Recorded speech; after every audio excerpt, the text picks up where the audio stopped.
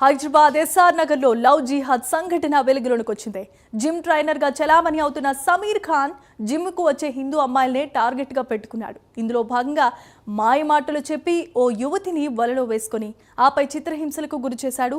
ఈ క్రమంలోనే యువతిపై కత్తితో దాడి చేసేందుకు సమీర్ ఖాన్ ప్రయత్నించగా బజరంగ్ దళ్ కార్యకర్తలు పట్టుకున్నారు. అనంతరం ఎస్ఆర్ నగర్ పోలీసులకు అప్పగించారు. అయితే ఇప్పటి వరకు 3 హిందూ అమ్మాయిలు ట్రాప్ చేసినట్లుగా సమాచారం.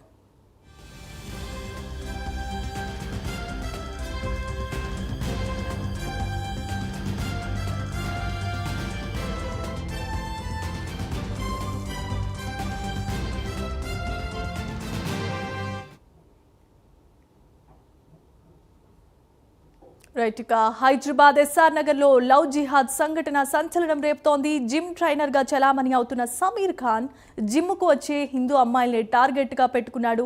ఇందులో భాగంగా మాయమాటలు చెప్పి ఓ యువతిని వలలో వేసుకోవడమే కాదు, ఆపై చిత్రహింసలకు కూడా గురి చేశాడు.